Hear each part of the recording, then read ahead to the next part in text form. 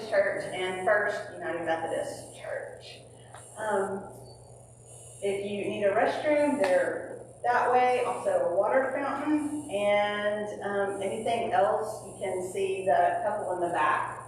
Half of them are on staff, and the other half are just wildly wise and can let you know where anything is. So, Dr. Michael Saag is an infectious disease physician who has been crucial in the research and treatment and search for treatment in this mystery virus of AIDS, or what was a mystery virus of AIDS, and not just in Birmingham and at UAB where he practices, but really nationwide. His acute listening, his compassion today. Yes, amen, and we're thankful. He was a founder of the 1917 clinic, which has been many places now, and now is on 5th Avenue South, so not too far from here. He's received a lot of rewards and honors for his work. He's written a book that I would say is part memoir, part challenging our broken healthcare system, so it's definitely worth a read. I have a copy if you need it. These are just some of the reasons that we've asked him to speak today, but another important reason is that he was Michael Conway's doctor. Michael is who we've named our quilt display event after, and important in the life of this church. So thank you for being here, and come and speak.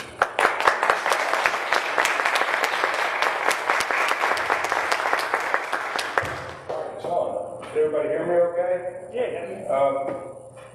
So thank you for the warm introduction. Pay tribute to all the patients and families, and moms especially, who, such that, as you know, it takes about 5 to 10 years after infection for people to get symptoms. And by the early 80s, there was enough of a critical mass of people who started showing up, the curve escalated, and what I'd like you to think about a little bit as I describe this is, just in the back of your mind, compare HIV to COVID in a way, right? And with HIV, it sort of crept up on us, got described, and it was 2.5 years, almost 3, before the causative agent, then called HLV3 or LAD, whatever you want to say, was discovered. So we went 2.5 to 3 years without knowing what this mystery illness was about. And then it took another 2 years to even develop a test. All right, it was May 1985 that the blood supply started getting tested. That's almost 4 years from the time we were years, right? Then ACT came along in 86, 87. That's something like 6 years later. And then combination therapy in the early 90s, and then the pivot point, I liken it a little bit to the Vietnam Memorial, where you sort of get deeper and deeper and deeper and deeper into something, and then it pivots. 96 was when it pivoted. And not that we're out of it by any stretch, but we're out of the horror, because we now have remarkable ways to diagnose and follow people, but even more so, we have remarkable treatments that we know how to use and patients can readily take because it's one pill once a day for most people. And it shuts the virus down 100%. And one of the things we learned about why people's immune systems got disrupted, we initially locked onto the CD4 count as being billion with a B viruses produced a day in everyone who had HIV. That's hard to comprehend. A day. And those viruses lived on average about a day, so that each virus that was produced yesterday was replaced by another virus today. And that constant churn is what over years before they got sick. So it's a testimony to the resilience of the human body that it can put up with that. But over time, it starts to erode the ability of the immune system to function. And I said that the reason you can relate to it is just think about it from the terms of when somebody's newly diagnosed, they've probably had the infection for years. Maybe they're not feeling well, maybe they've had an opportunistic infection. You start the antiviral treatment, and almost immediately people start to feel a little bit better. Because what that treatment is doing is it shuts viral replication down from 10 billion viruses a day to 0. That's freaky, but that's what it does. And as long as somebody stays on the medicines every day, there's no new viruses that are being produced. And viral load, that most of you know about, goes from some number to undetectable in the course of 4 to 6 weeks. And in people that have had immune system difficulties, when they go on treatment, usually 3, 4, 6 weeks later, they tend to maybe get sick again. We know that as IRIS, the immune reconstitution inflammatory syndrome.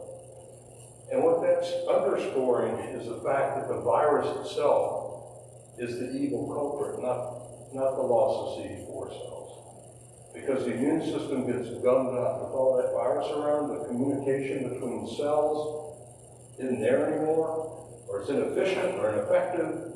You clear the virus out, and the immune system cells go, wow, I can breathe again. You know, it's like the color coming back to Pepperland in Yellow Submarine, or good, I'm glad people get my money. You know, quick aside. Okay. So I still teach, and I just got off the rounds with the General Medical Service, and so we're dealing with people who were born 2000 almost, or 1999. And I'll make a comment like that, and they'll go, So I've created something I call the Gazette. The Gazette is a newsletter I produce just for the team. And the first part's all the medical stuff we talked about. Then I draw a line and have an equal number of cultural references that I've made in the last 3 days. They have no clue. I put YouTube links up to it so they can kind of get educated. Because they go to school and all they study is science, and they ignore the fact that there's more in the world than that. So, Yellow Submarine, color return to Pepperland, well, you know what I'm talking about. Okay. So, as the immune system is given a chance to wake up, suddenly it looks around and goes, whoa, what is that? And it then attacks, regardless of what the CD4 count is. It wakes up and works, and that's where IRIS comes from. But the other reason that you know this is because even when somebody's CD4 count is very low, and in the old days that was associated with some bad infections, like Mycobacterium avium complex or CMV.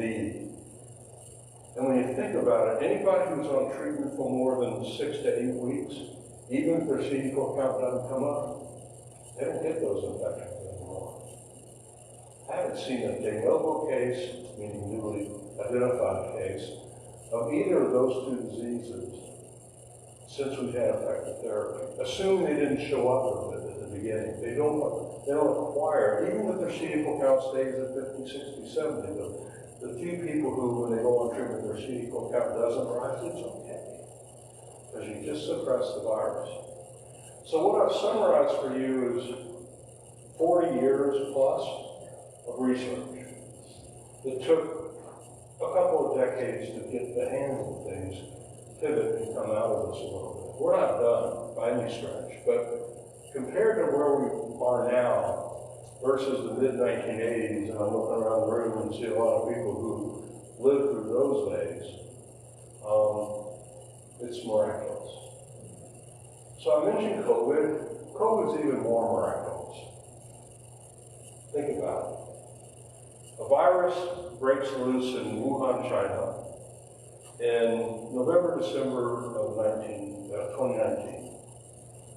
And I don't think it was produced in a lab. It just came from the animal community like most infections, including HIV, which came from chimpanzees in Cameroon originally. The mutation of simian immunodeficiency virus that suddenly became mutated so that it could infect humans. This was probably around 1920. And then it took a while for it to spread around the world, and we've already talked about the US in the 70s.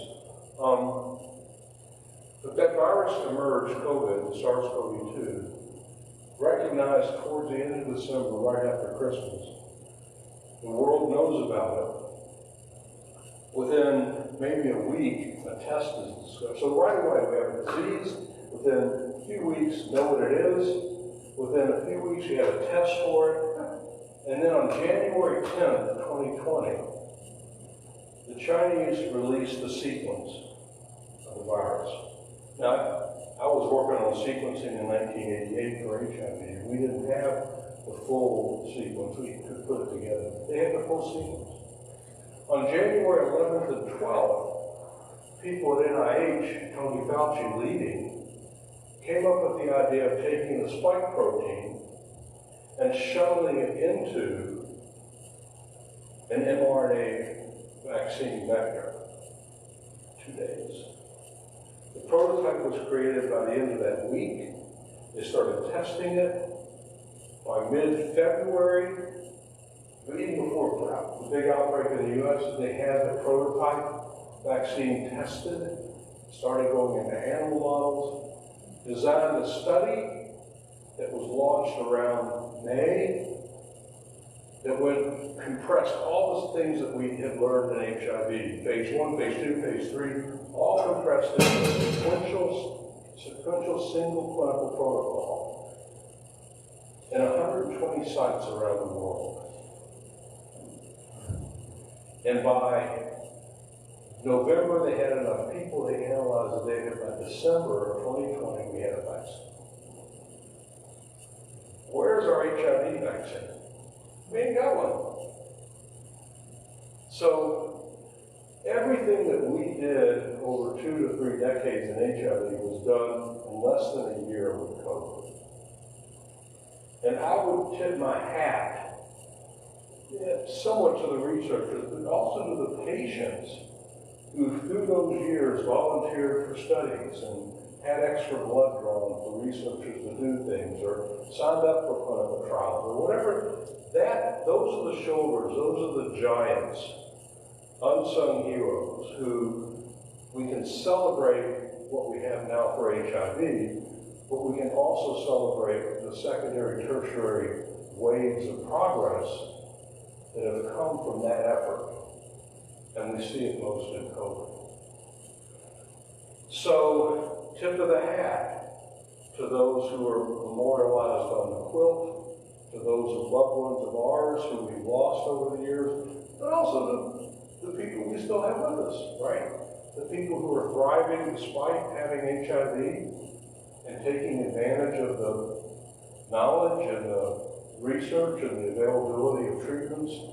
I think we have a lot to celebrate in the midst of some of our sorrow. And we can gain some degree of solace or some degree of comfort in knowing that people didn't die in vain, that their legacy lives today in the scientific progress that we all share. So that's my message for the day, is you look at the quilt, you think about loved ones, you think about people you knew intimately, friends who we lost. And we know, and I know, at least in 1917, going back to even before 1988 when we opened, I was taking care of patients going back to 84, and I would see them and get them to sign informed consent, and then I'd hook up a syringe and I'd just draw tube after tube after tube, stuff them in my white coat and waddle down the hall, and spin them in the lab and put them in freezers, and we'd use those patient samples for decades, and we still do. So that's what I think is critical for us to celebrate. The final comment I'll make, and then I'm happy to answer questions, is to think about how do we communicate messages of science in today's world? You know, back in the 80s, activists who, depending on your perspective, if you were a researcher, were a lot of times an annoyance, right? Working really hard, and they say, you're not doing enough. You go, well, what do you mean I'm not doing enough? You know, I'm working these 12 to 18-hour days, and I don't know what more you want me to do, but it was that energy, driven by the grief of loss of close friends and relatives. And they say, you're not doing enough. And the researchers collectively listened. More than that, they partnered with the activists. And as progress happened, we celebrated together. There's a wonderful documentary on National Geographic, so if you get Disney Plus, or probably worth signing up just for a month so you can watch Hamilton with the original cast. I've seen it 50 times. But you can also go to the National Geographic part and watch a documentary put out about a year and a half ago on Fauci. And he describes that relationship in great detail. Peter Staley, others, names that you know, Larry Kramer. Those folks were in the sanctuary, were PIAs. They were pains in the ass, right? They were thorns in the side, or whatever you want to call it, but they made stuff happen. Now contrast that to what we see as what I call activists in the COVID era. Those folks are not pulling in any direction to help people. They're disruptive. They're hateful. They're not there because friends died. They're there because of some personal political agenda. And it's hurting people. A lot. Because I can go out and try to give a message about COVID or how we're supposed to treat it or whatever. And if anything gets on Twitter, I get slammed with hate. And I'm thinking, what did I do to deserve that? And I realize it's not me personally, but where is that coming from? So we've got new barriers and new obstacles that we have to face and we have to fight through. That in some ways is worse than any disease, because I could at least think of pathways to find on a scientific level a way to make things better. I don't know how to change somebody's mind who's hateful. I just don't know how to do it. So that's what we all have to collectively gather around and try to fight and hang in there together. So those are my messages for today. I've come a long way. The science has been remarkable. The progress is on the shoulders of those who came before us. The ability to treat now is just staggering. Have we cured it? No, but maybe we don't have to. I mean, I hope we do, but maybe we don't have to. We've got enough to keep people living a normal lifespan. Without a real, get rid of the virus as if it was never there. Maybe one day we'll have a vaccine. And then the secondary and tertiary ramifications of that progress into COVID, God knows what other diseases might pop up. So we have a lot to celebrate. So thank you for inviting me to speak with you. I've got as much time as you want within 24-hour reason. And I can answer questions. Yes, ma'am. Speak real loud because I can't hear well. They probably can't. Okay, my name's Amelia Magbeach, and I'm a member of Woodlawn UMC. From the HIV era to then the COVID situation, considering the effort that went into HIV, behind the scenes, some in front of the scenes, what have you, if another pandemic should come along, would you consider that also that would be harnessed, I guess, with that level of fighting? Sure. Well, I think everybody heard it. If another pandemic comes along, how well prepared are we, and do you think that we'll have the same energy to fight that we did in COVID?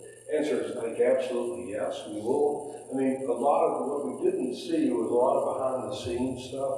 Money, in a way that just staggering what Congress was able to put out there that helped us fight it.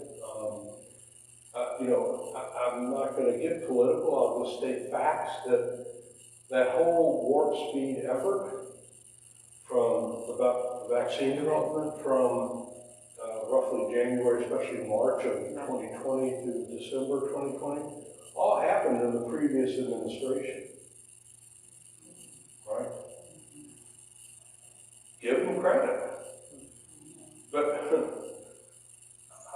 I just got to say personally, I don't understand that the guy who claims credit for so many things that he might not have done will not claim credit for the thing that he really did.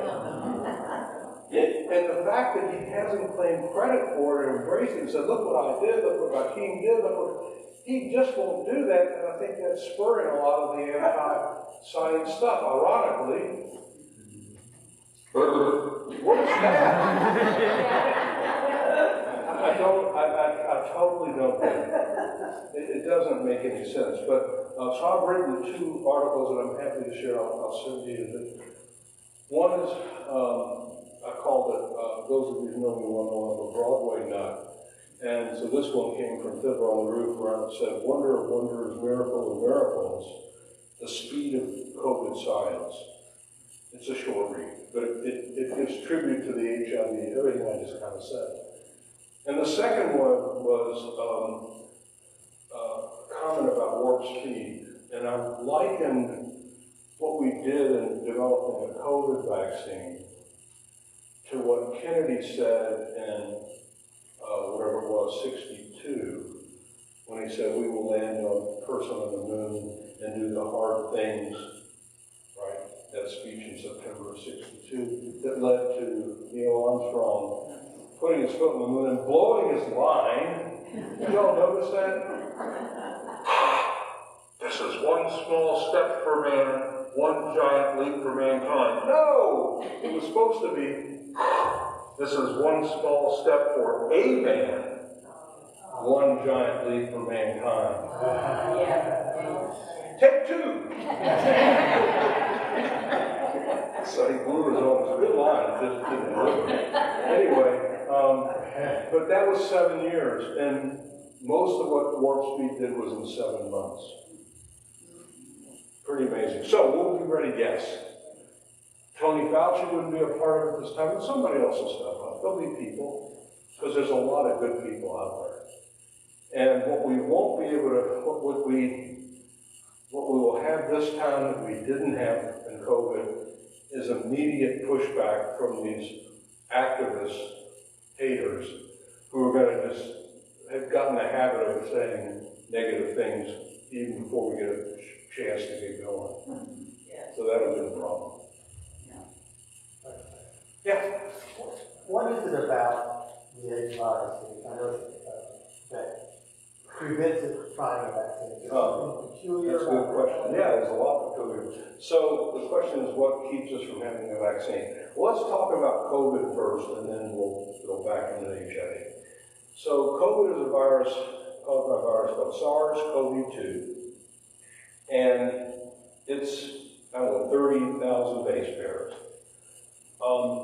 And it mutates. We all know that because of the variants. We've all learned about a lot of science and all this. But those variants emerge over the period of months. And the way that biology allows a variant to go is simply Darwinism, right? So every time a virus replicates, it might make an error, a transcription error. So if you think about a monk in the 1200s copying the Bible, I wouldn't want that job. But they make a mistake every now and then, right? Well, that. I don't know how many letters are in the Bible, somebody can tell me, but it's not, there's 9,000 for HIV, 30,000, but then they're produced at rates that are 1 to 10 billion a day. That's a lot of copying.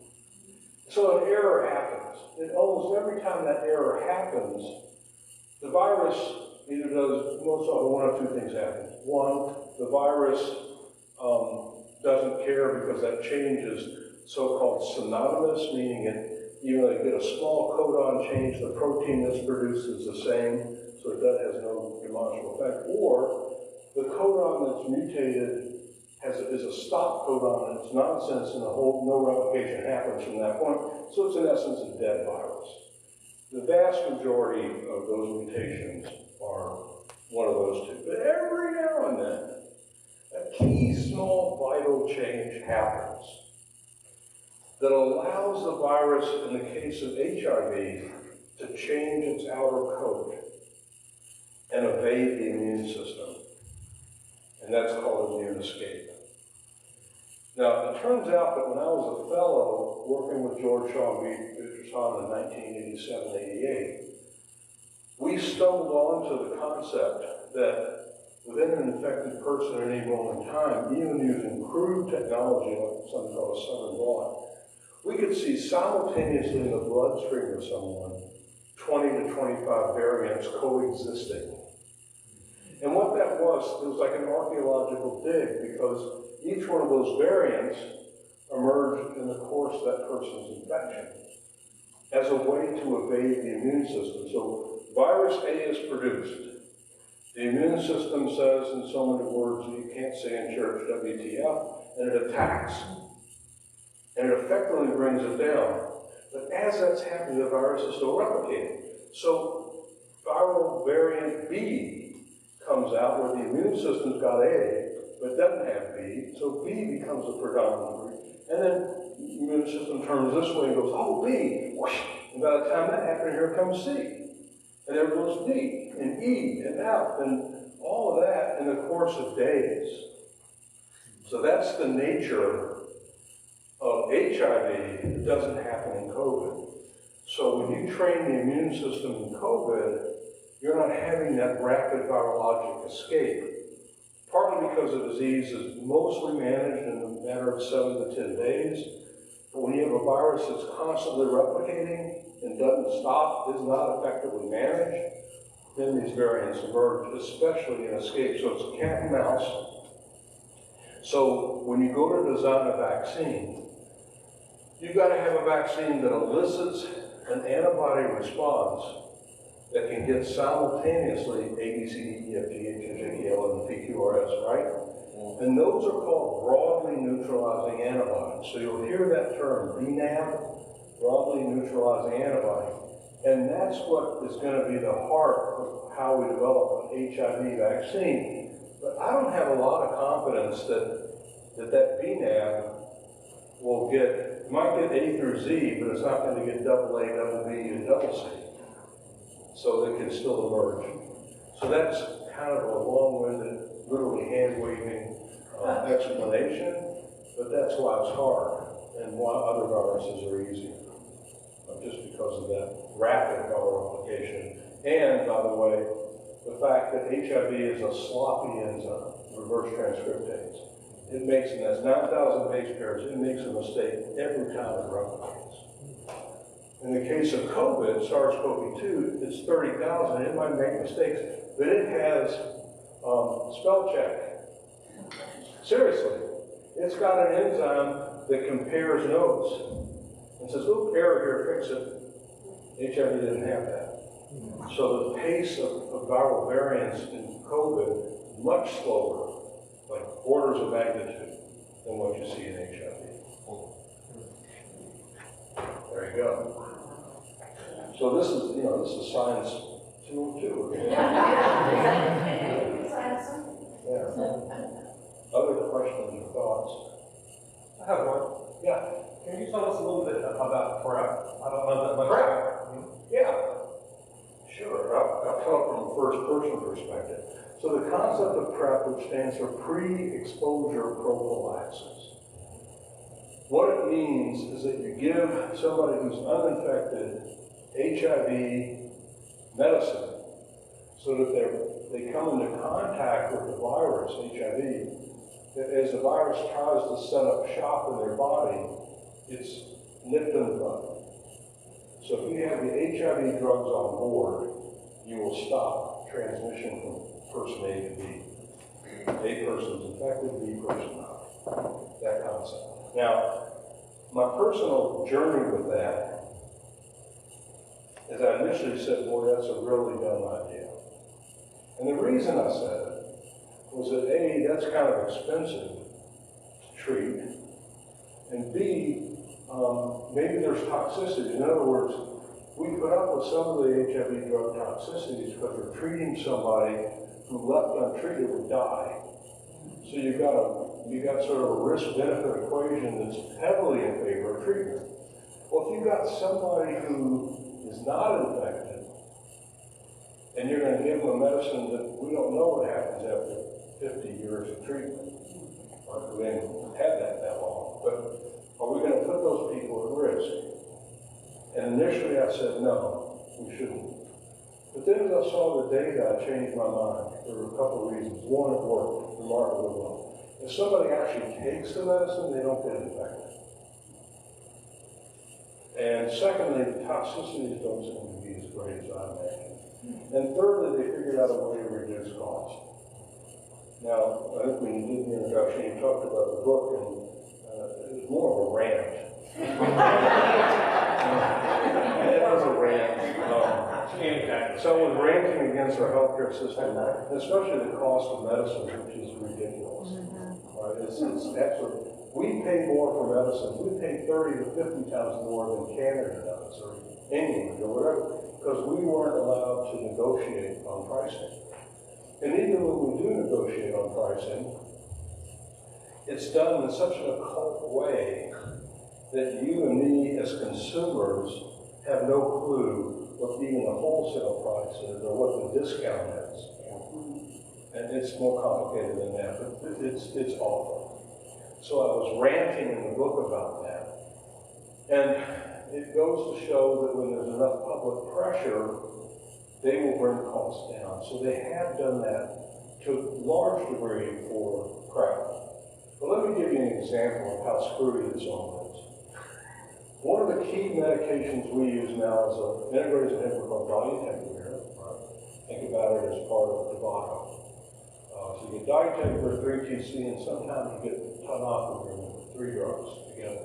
Now, in our country, if I were to get the average wholesale price of that for a year, it's $35,000 to $40,000 a year. Now, there's going to be some rebate off of that, but let's say it's $20,000 after rebate.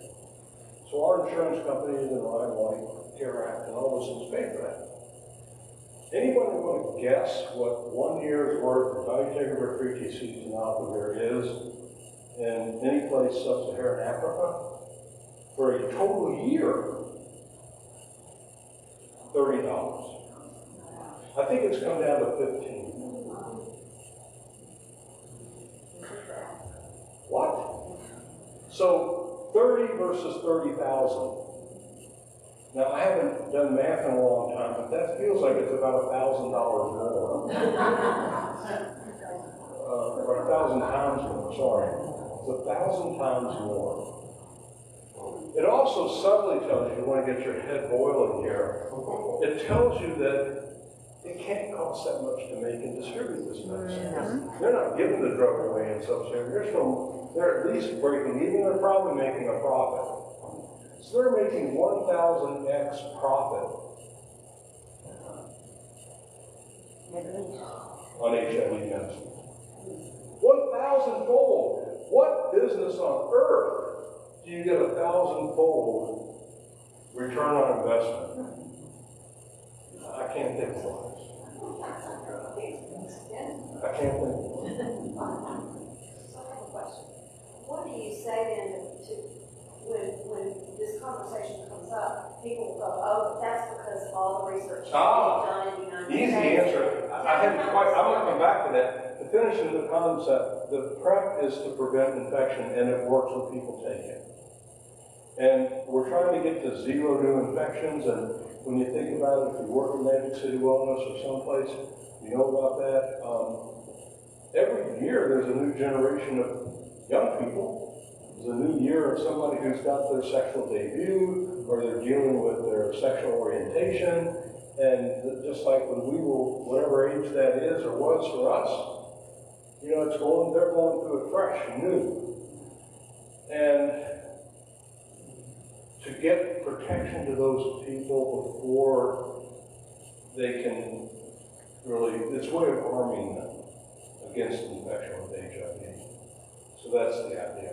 Now, I'll give you some hard news. The highest percentage of a pharmaceutical company's budget for R&D that I've ever seen is 12%. It's usually 8 to 9%.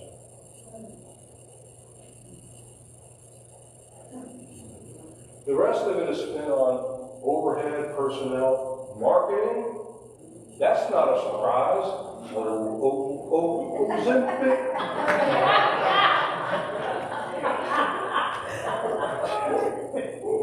Seriously, how much do those ads cost? And you're drowning in it. Heck, I'm losing weight just watching the commercials. I burn more calories sitting there going, because that's what they're spending their money, so they don't have to pay taxes. So they make it a business expense because their profits are so obscene that they got to spend it on something, so they spend it on public relations and advertising. So when you go to your doctor and go, I want that. And the doctor goes, you want fries with that too?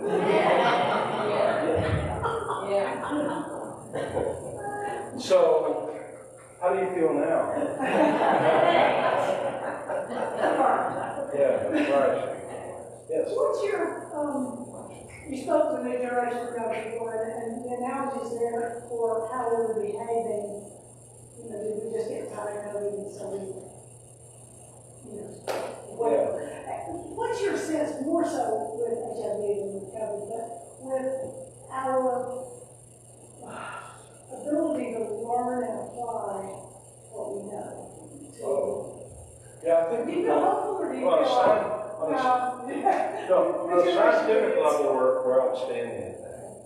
I mean, that's just, we just build on the past. And we do that in a lot of things, not just medicine or science, but we do that on technology of all sorts. You think about it's 2023, let's go back to just 1923. You know, they didn't have refrigerators, they had ice boxes. Right? So nobody, once Freon was discovered in compressors, and we weren't going back to ice, the ice age, right? We were moving forward, and that's only accelerating. And so we always, human nature to build, it's appropriate to build on past knowledge. So it's happening. What's disturbing is despite the remarkable ease of life compared to generations before, it seems like the more life is easy, people have too much free time to think evil thoughts. And then they bring it out and attack others because they got too much free time. And so I think it's human nature issue. We don't know how to deal with this type of prosperity.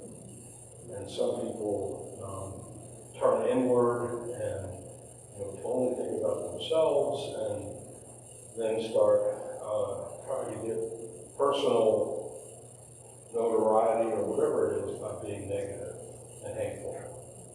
It's not best thought on that, sadly. Okay. Well, thank you all for having me. Thank you. Thanks for allowing me to go.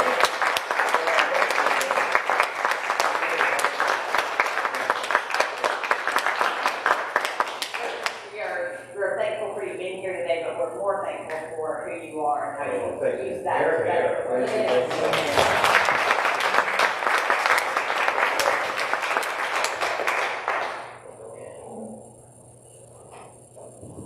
Great.